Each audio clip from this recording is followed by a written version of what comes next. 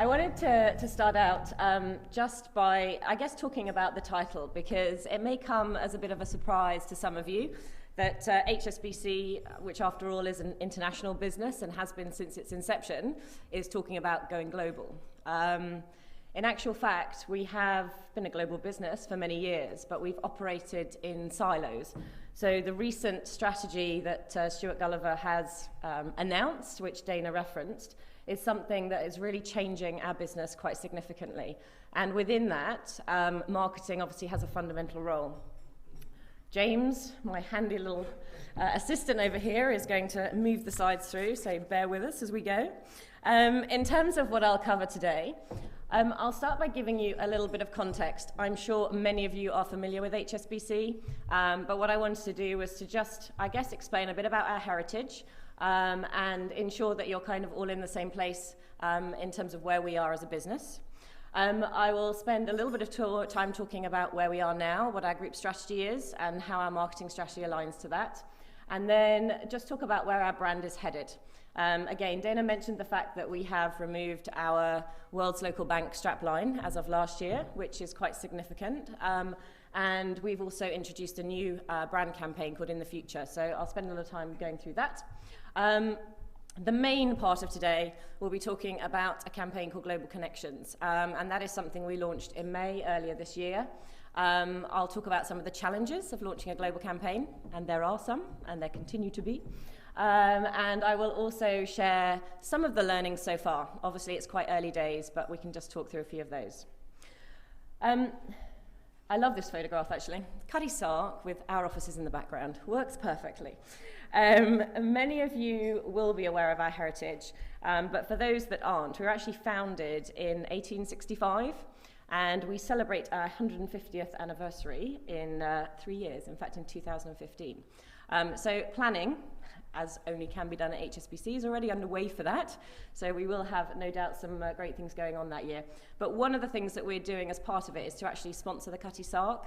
And we have, it's docked, obviously, local to us, and we've got lots of things going on, events and stuff planned around that. The reason that we've sponsored the Cutty Sark is obviously it is synonymous with international trade, and right from its inception was one of the sort of first ships that was actually used to bring goods in and out of the Asian market and into Europe. What I have done is to be a little bit lazy. A film was produced by Douglas Flint, who's our chairman, for our recent Investor Day back in May. It is 4 minutes long. I hope you don't get bored, but I get to stand here and watch it, and you can watch it too. It summarises, I guess, our heritage more creatively than I will be able to do by standing here talking to you about it. So just going to play the film, and then I'll carry on with the presentation after that. For centuries, trade has connected people and businesses across the globe, fueling growth, creating prosperity, and revealing opportunity. And today, in spite of political challenges and cultural differences, international trade still powers the world's economy. Ever since its formation in 1865, HSBC has been at the heart of this growth, connecting businesses to new markets, helping people to expand their horizons and realize their ambitions. For 147 years, we've worked hand in hand with entrepreneurs and businesses to help them thrive and prosper. People like Ibrahim Abdullali, whose first deposit all those years ago helped to create a business so successful, is still an important customer today. In 1946, the founders of HSBC Middle East opened the first branch in Dubai, and with their finance, construction of Port Rashid began. Entrepreneur Y.K. Powell purchased his first ship in 1955 and went on to establish the Worldwide Shipping Company. HSBC's Jake Saunders spotted an early investment opportunity and helped Y.K. to buy his second ship. It was these entrepreneurs, hungry for new markets and fresh opportunities, that were the catalyst for an exciting new era in international trade. And as demand for foreign goods continued to grow, the means of shipping them became more sophisticated. Over time, a web of trading routes formed across the globe, connecting countries and continents as never before. Through our expertise in this field, we continue to support global leaders of trade, such as OOCL. Today, we experience the diversity of our world in our homes and high streets, the food we eat, and even the clothes we wear. In this super-connected, rapidly changing world, HSBC's unique trading heritage and experience comes into its own, like with sugar and ethanol trading giant Copersucar in Sao Paulo, Brazil. Working with both HSBC Sao Paulo and HSBC Algiers, Copersukar won a multi-million-dollar export contract with Algiers. We've built HSBC through forging relationships and connecting markets and enterprises. We understand the whole picture, how to support and finance each and every stage of a developing, expanding business. Most importantly of all, we can see the potential and help our customers realize it. For even the most traditional of businesses, the world is opening up in ways they could not have envisaged. Any business looking for international expansion needs the guidance of a bank that has international expertise and the kind of experience that only comes with decades of supporting international trade.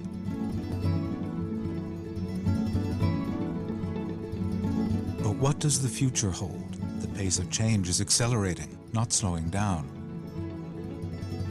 Emerging markets have become the new engine of economic growth.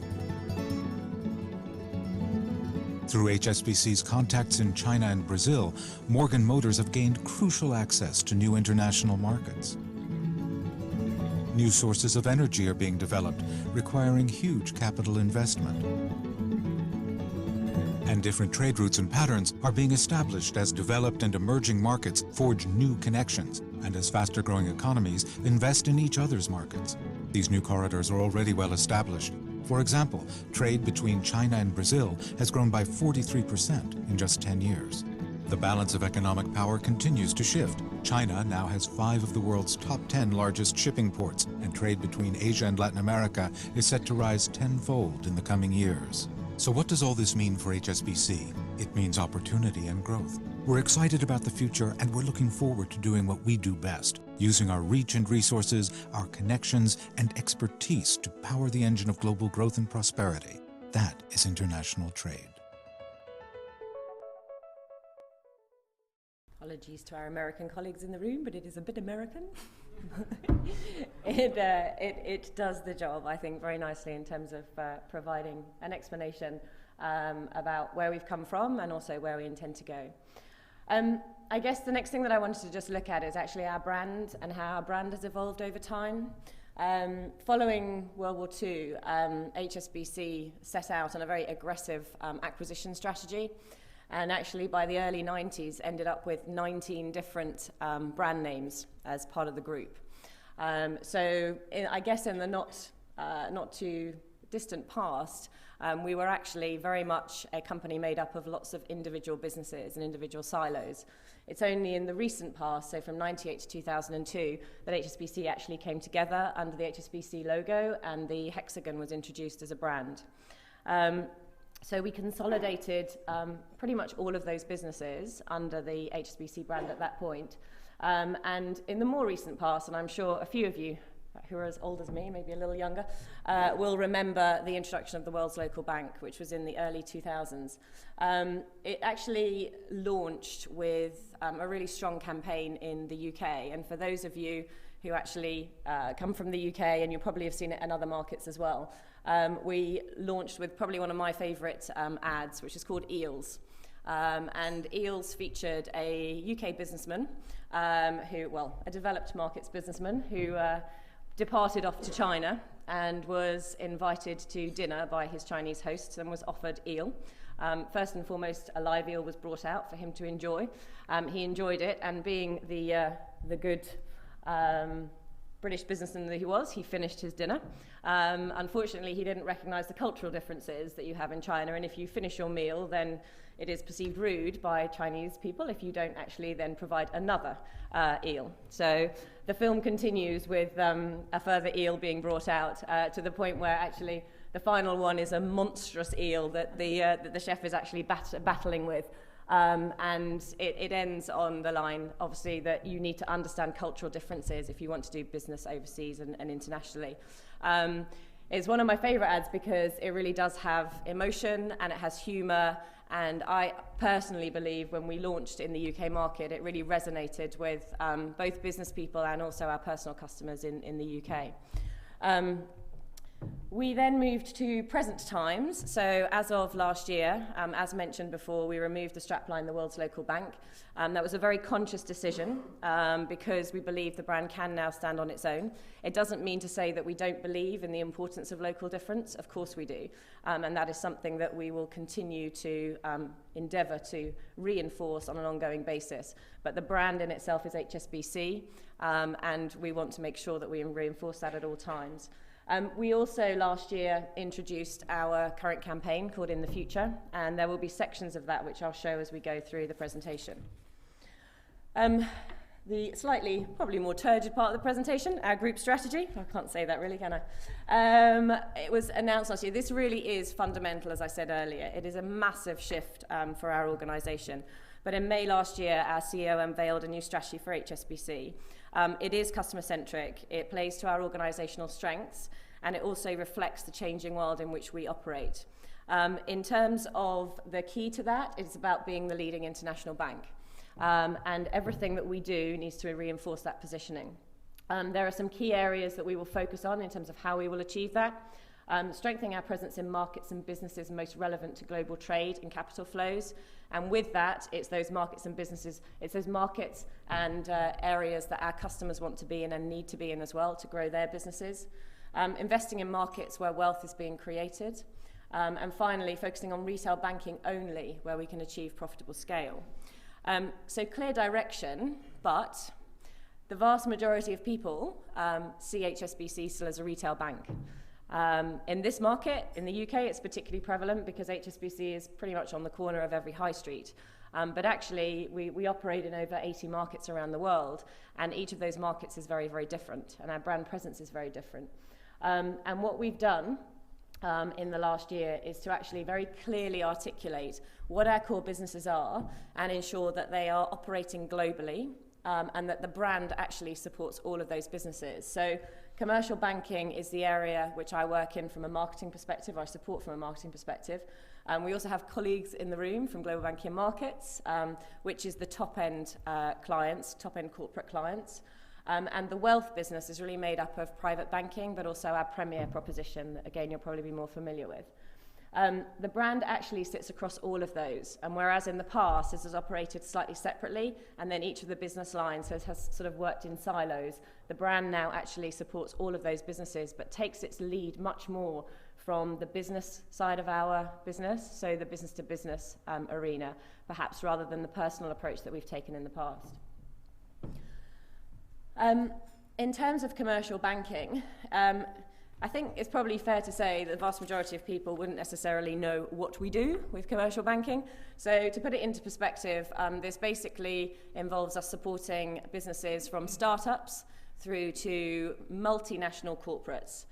So in terms of turnover band, we'll support businesses up to the sort of 150 million plus mark.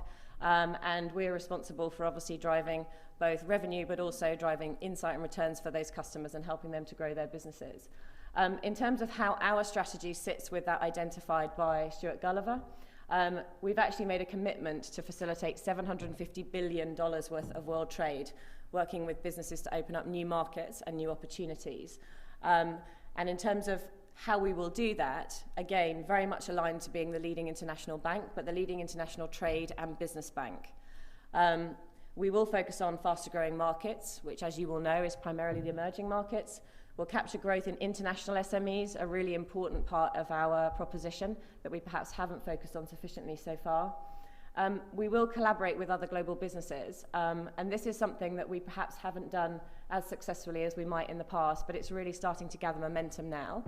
And we'll drive efficiency gains by doing this. So a more centralised model will enable us to be more efficient, but also more consistent when we come to actually implement our brand and implement our messaging in all of our markets around the world. One moment. But we are operating in very changing times, and the financial crisis of 2008 still continues to affect both our customers, but also us as a bank and the markets. We've actually been very well known for being quite conservative as an organisation, and I think that served us very well through the financial crisis. and obviously ensured that we didn't need to take any government funding to sustain our business through that period. So that's given us a great positioning and a great footing to actually succeed and grow over recent times. But the current crisis in Europe is clearly still impacting not just our business but many others as well. We do have quite a big business in Europe, and we have a business in Greece, we have a business in Spain, and just managing the risk in those markets at such a time of uncertainty is quite challenging. So despite all of that, and despite these changing times, there are still very key opportunities, some of which were referenced in the film. The first of which is the emerging markets, particularly China, Brazil, and India. They all offer huge potential to business. Whether our customers are actually trading with these emerging powerhouses or whether they're actually looking to set up business in those markets and actually continue to grow their business there. I wanted to just show our recent brand ad, Taxi, which I think identifies quite clearly that India, although we still refer to it, and most people do, as an emerging market, it has actually emerged. And I'll just share this now. This is part of In the Future.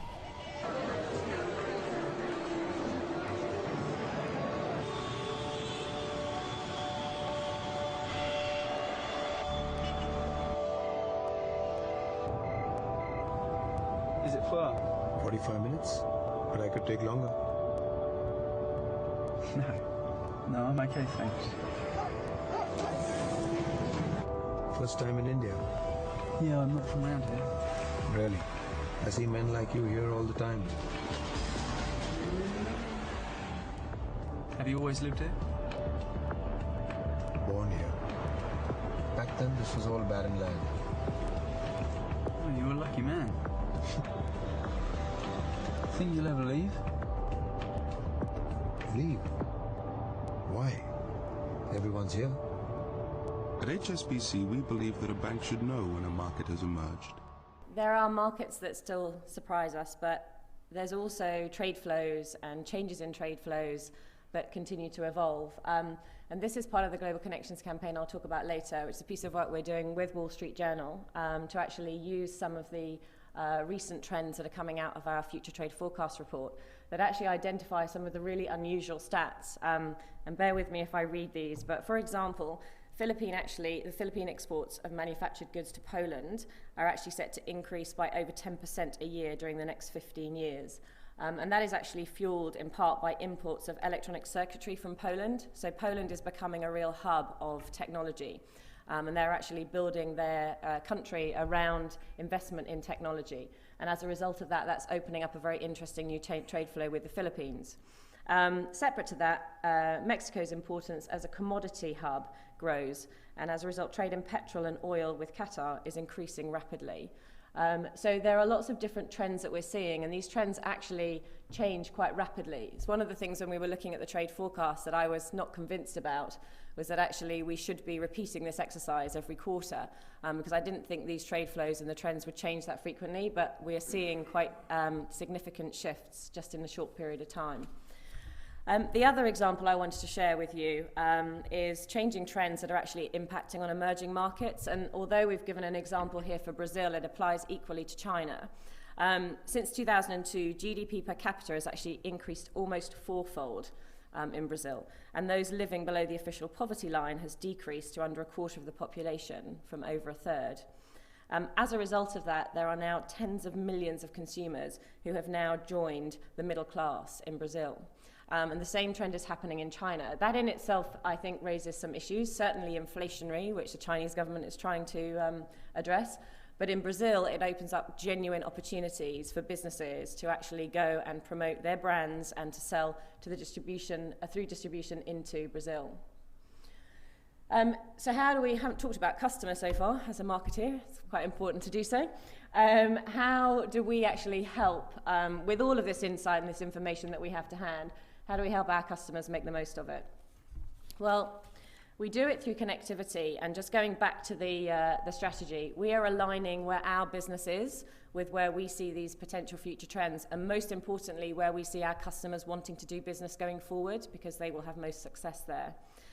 So by offering that connectivity, we can have a local presence and we can provide that guidance and insight for our customers at a local level. We do it through insight as well. We have a very big global research department at HSBC. We're very lucky to get insight into the future in a way that I think many organisations won't necessarily have access. And we can then utilise that to change it into content that we share with our customers. This report, The World in 2050, was actually launched last year. And if you haven't had a chance to read it, it is really interesting. It does look at the more, I think, holistic macro trends for where the world is going. And you can download it if you want a copy from our website. Alternatively, we can get you a copy. We also, as referenced previously, are investing in quite a considerable amount of trade flow and trade analysis to ensure that we are in the right places for our customers going forward. And finally, we focus on the future, and I hope that's starting to come through in terms of some of the content that you've seen already. But this is the recent Lemonade ad, which I'm sure a few of you will have seen, but it's, again, a favourite of mine and really does, I think, bring to bear what we're all about as a brand. Thank heaven for little girls, for little girls get bigger every day. Lemonade's 50 cents. I take real. Obrigada, senhora. De nada, muito bem. Que no canudinho? Sim. Tchau. Thank heaven. At HSBC, we believe that in the future, even the smallest business will be multinational.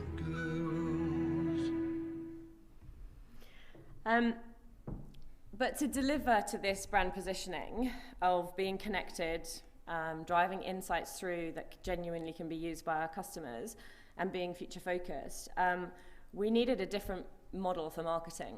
The model as it was decentralized.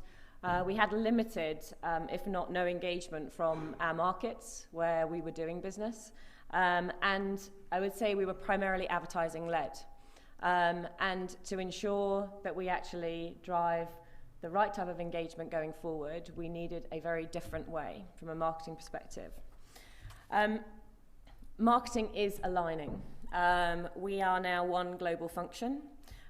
We have an operating model, just to coin a corporate phrase, but an operating model which is consistent across the world. So wherever you go, the way in which we manage our marketing teams is going to be the same. And that's really important if you want to actually launch a global campaign. Our marketing planning is completely aligned to our strategy. And more importantly, it's designed around our customer needs. We are able to use and make use of innovative new channels and equally use technology in different ways. We build centrally, but we activate locally. That doesn't mean we move to lowest common denominator, but it does mean that we can actually be more consistent in the way that we deliver our brand.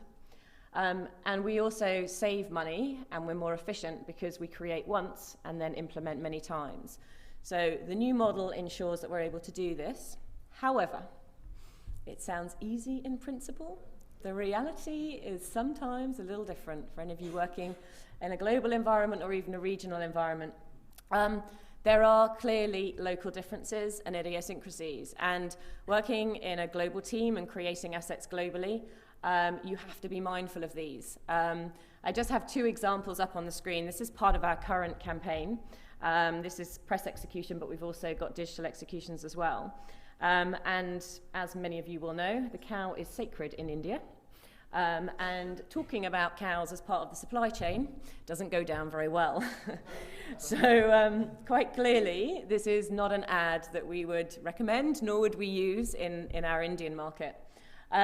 We have an example on the right, which actually is not going to be used in Vietnam. It talks about China, and actually there are a number of issues with Chinese islands at the moment, which are causing some friction and political noise in Vietnam. So we cannot use that ad in Vietnam. But, oh no, sorry James, can I just go back?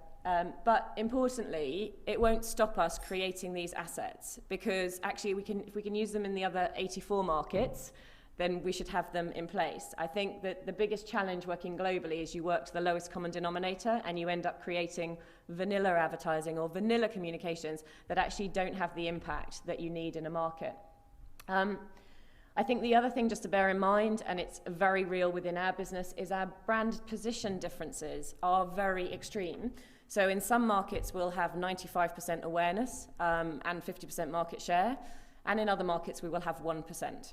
And actually, seeing HSBC, as a number of you might, if you see it in the US, or you see it in Hong Kong, or you see it in the UK, you will believe it to be absolutely well recognized, very high awareness. If you were to visit the Czech Republic, you wouldn't even know we had a business there. We have a very significant business there, but it's corporate only. So it's targeted very much at the up end of our corporate business, which means we can be incredibly targeted with our marketing.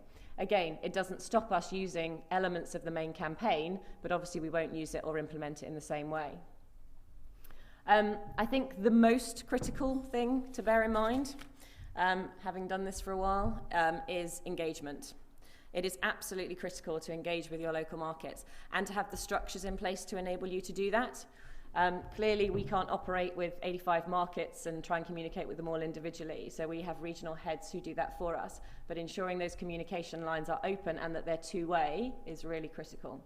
I love this little saying, so bear with me, but I shall say it. Tell me and I'll forget, show me and I remember, involve me and I'll understand. And it's absolutely true, whether you're working directly with your own team, whether you're working with an extended team geographically, or whether you're working virtually with people around the world. So, on to the main bit of the presentation, I guess, global connections. I'm going to spend the next 10 minutes or so just talking through CMB's global campaign. It is termed Global Connections. I'm sure you will see the fit, having seen some of the sort of context that I've set up until now. This campaign was launched in May this year. It is the first fully integrated multi-channel campaign that HSBC has run. I hope none of my colleagues from HSBC will counter that. I don't think so. I wanted to just start by sharing the overall objectives for this campaign. So they have been obviously reduced and some of the figures have been taken out just for confidentiality, but we've basically broken them down into 4 key areas. Anything that we're doing, being a bank and working in marketing in a bank, we have to ensure that we can demonstrate returns for our marketing spend. So revenue is absolutely key. This might be through acquisition, but more likely it's about increased share of wallet. A lot of our customers, we will have their domestic business, but they may have huge international businesses, but we won't have any of that international business, and that's obviously our heartland. So what we're looking to do is to ensure that we are reinforcing our international credentials and they understand what we can offer them in those markets. We need to build awareness. We need to build awareness in some markets. We need to build consideration in others. So ensuring that we're doing that as part of this campaign is really important. It might sound strange, but actually communications, particularly internal communications, is absolutely fundamental to this. Trying to get a global campaign off the ground without the ability to communicate importantly with the business, but with other business areas as well, is impossible. Actually ensuring that we can get to RMs and our relationship managers understand what we're doing and understand their role within that is also important. So increasing recognition and also understanding of the international products that we have to offer is a fundamental part of the campaign. And finally, create once, deploy many times. Do it centrally, ensure that they can be deployed in many markets, but accept that we will very much look for local relevance and allow markets to be able to amend the creative to work within their local market. So this is I guess a sort of campaign summary on one page. I hope you can see it. We broke it down into 3 key areas. The first is content, and Global Connections is very much led with a content strategy. Us having content and insight that we can share with our customers is absolutely key to this and to the success of this. Whether that's branded content that we've produced ourselves and that we're sharing with our customers, whether it's owned digital channels, so our public websites, but also our microsites that we launched to support the campaign, whether it's through PR and thought leadership, and finally through things like the Future Trade Forecast, which are produced in association with a third party, or things like the Trade Confidence Index, which gives us a litmus test view of how confident our customers are in trade and how they're seeing trade moving, but in the very short term as opposed to the very long term. We then move on to media. I'm delighted to have a few of our media partners here today. Obviously, Wall Street Journal have mentioned that. We're also working with CNBC, and we're also working with The Economist as well. So within this area, we are investing in global and local paid media. What I would say is we have a tiny budget centrally, a tiny media budget. I won't say what it is, but it's not great. And as a consequence, Sam will know that, as will many other people from Mindshare who happen to be in the room. But what we recognise as a global team is that we have to work with each of our local markets who ultimately have budget to invest in the right kind of media. And we don't need to invest in blanket media. We have a very targeted audience that we want to go after. And as a consequence of that, we don't necessarily have to invest a huge amount, but we have to invest it in the right places. So working with our agencies and ensuring that on the ground, their agencies understand this strategy and can also implement and activate at the same time that we're running any global media means that the overall campaign will be much more successful. We have global digital display. I think one of the things that we made a decision to do this year was to invest more heavily in media where we were going to be generating content, and probably we invested slightly less in digital than we would have liked to. Next year, I suspect the balance will change. It's not to say we won't invest in content, but actually digital will be a more important part of our media spend, and we will invest more in it. We will also take advantage of earned and borrowed media, and by this we're talking about social media. It is the bane of James's life, who's sitting to the right of me now, and Katie's and mine.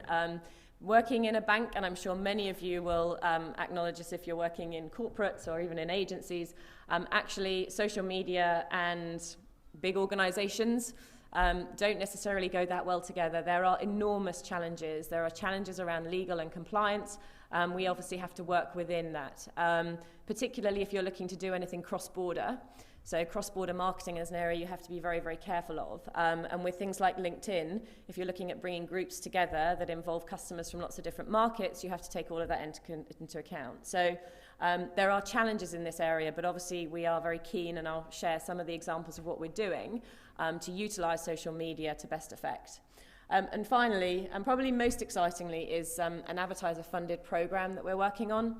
And this is with a global media partner, and will involve us producing 8 TV programs that will air in September globally, and then will be syndicated around a number of other channels. Can't say who it's with or what it involves at this stage because it's still confidential, but do watch this space, and if you want any more information, we can obviously share that later in the year. If I just move on, I wanted to just bring to life then some of the different, I missed face-to-face actually, can I just go back? So those, I guess, really pick off awareness, they pick off how we can demonstrate our insight and thought leadership, but what really matters in terms of driving revenue is the opportunities to get our customers together either face-to-face, so that we can meet with them and they can understand a little bit more about what we have to offer, or alternatively to create toolkits that can then be used in our markets for similar effect. We also, as part of the face-to-face, consider opportunities to bring our customers together virtually as well. So when we go on to talk about LinkedIn, although it's not a natural face-to-face environment, it's a means by which we can connect customers to each other.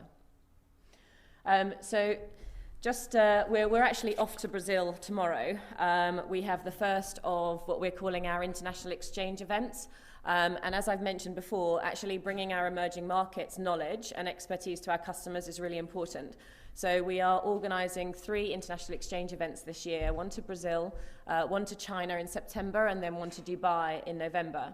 And the purpose of that is to provide our customers with genuine insight into the market, for them to meet other like-minded businesses from around the world. And actually with Brazil, I think we've got customers coming in from 36 countries around the world. We've got around 55 customers who will be attending. And we will also bring in existing customers of ours from Brazil to share their experiences and insight about how to do business in Brazil. So it really is very much on the ground, hands-on experience, and will provide those customers with a real opportunity to develop their business in that market. In terms of the way in which we manage the business development part of that, those customers have to have some interest or have some desire or already doing business in that market but are looking to extend it in some way.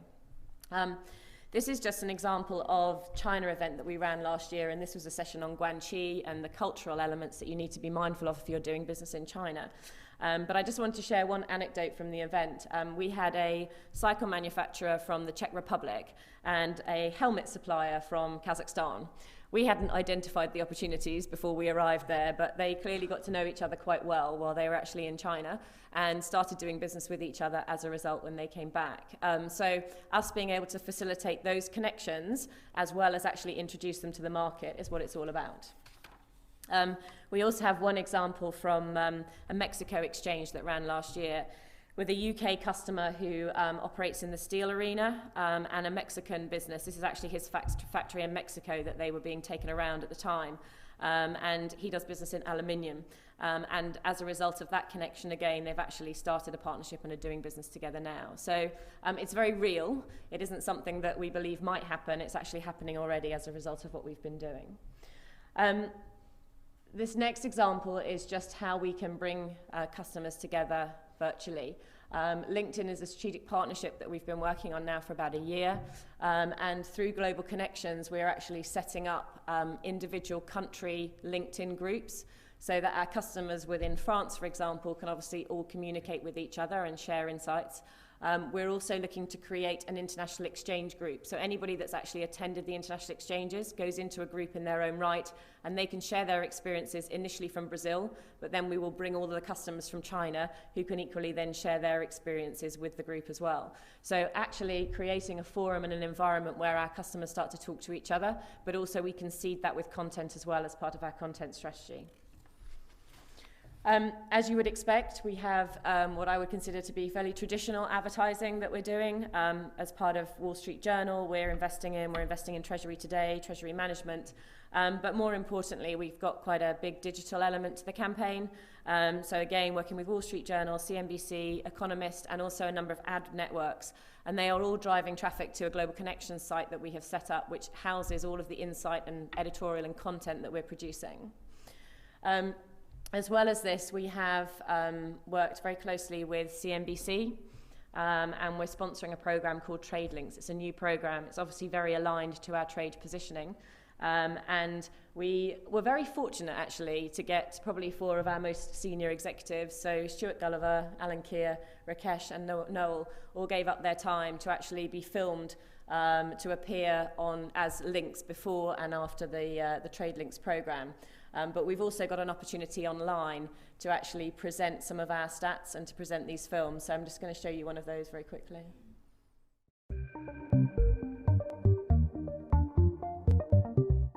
This is a hugely significant point in history. Emerging markets will actually emerge, and they will be the main source of trade. So I see big opportunities both in terms of consumer markets in the emerging markets, export markets to the emerging markets, but also more importantly, the emerging markets themselves as a source of wealth and a source of investment back into the developed economies. There are many other facets to the campaign, but for fear of boring you and going on slightly too long, I'll just keep it at that for now. What I wanted to just then talk about, that's really a sort of summary of some of the elements that we're implementing globally. But what's really important with this is that we're able to implement it effectively locally as well. So I wanted to just really share 2 examples of 2 very different markets. The UK, where we have very high brand awareness, it's full participation, which means that we have premier offerings, CMB, private bank, etc. There's massive pressure to lend, there's considerable regulatory environment that we have to operate in. There's actually limited appetite from our customers to borrow as well, so there's lots of challenges in the UK. And then compare that with China, where we have a very low brand awareness. We have just a corporate business out in China, and as you can imagine, China is enormous. So we have a very, I think, specific city strategy in terms of our business out in China. The market tends to consume local media, less than global media. So it's really important that we are able to actually activate some of the media in the local media environments rather than using some of the global media we'd use normally. So with the UK, if we just take that first, we've actually worked closely with the Daily Telegraph. We have a strategic relationship with them. We've launched a competition whereby we offer customers the chance to win £6 million of lending. And they also get a chance to attend the international exchanges that we are managing globally. It is more focused on acquisition and switches. It is also more direct response, so we're obviously expecting a large number of inquiries to come in, and we then work through that in terms of the competition entries, and it involves the media partnership, as I mentioned. In terms of China, it's very different. So obviously these look very similar. We're using a mix of traditional advertising and also digital in the Chinese market, but also they are hosting one of the international exchange events, and this gives them an opportunity. And actually with China, I suspect we'll probably end up with somewhere between 80 or 90 companies coming from around the world, because it is such a popular market, where they will get a chance to actually share their experiences and have the Chinese business really presenting to them as well. But all of this wouldn't happen unless we had some fairly robust measurement in the back of it. We do have a fabulous measurement framework that goes on for pages and pages, and there's been a huge amount of work put into this. But where we're measuring, we've got 4 key areas. We're measuring around awareness, so we will use things like reach, recall, recognition, positive shifts in international trends. We're looking at how we've driven engagement, so we'll look at our positive brand sentiments, we'll look at page visits to our website, dwell times, conversions, content views. We need to persuade to use, so importantly we'll look at revenue that we're generating, we'll look at new product take-up, particularly in the international product area, and we will also look at how many brand advocates we've created as a result of the campaign, using things like the social media, LinkedIn and Twitter. And we will also measure added value and efficiency. And by this, some of the things I was talking about in terms of implementation of the campaign at a local level, actually being able to measure how much of the central assets we've used locally, how many downloads we've had from our central marketing centre where central assets have been used and we haven't had to recreate them. But also the deployment of content, how much of our centrally produced content we're using in markets, but also how much of that content that the markets are producing we can also then share globally to make use of elsewhere. So, to summarise, just some final thoughts. When and if you're implementing a global integrated campaign, you need to set clear and measurable objectives. And it's really critical to do this upfront and set targets as well, because I think without targets you've actually got nothing to aim for. It may be you can't do that in year 1 because you need to learn from year 1, but actually you can certainly do it from year 2 onwards. You do need flexibility to adapt and to adapt quickly, whether that's through macro environment conditions, so I don't know, the Greece pulling out of the euro, maybe one example. It might be that you have a specific issue in a certain market. We've had a situation in Argentina recently where some of the trade regulations have changed and we've actually had to pull our advertising for a period of time. So there are going to be situations when you're operating as many markets where you have to be flexible. I think the tell me and I'll forget, show me and I may remember, involve me and I'll understand is absolutely pivotal. I don't think we've got this quite right yet. I think we're getting much better, but it is something that we will continue to strive to do. Make sure you've got your measurement framework sorted in advance, and make sure that all of the information that you need from your RMs, from your business, is all aligned and ready to go when you turn your campaign on. Because if it's not, it'll take you too long to get it sorted and you won't then get the information that you need.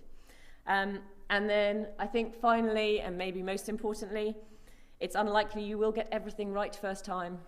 Sad to admit it, but you need to let certain things fail. You need to be able to test and learn, and you need to be able to adapt as a consequence of that.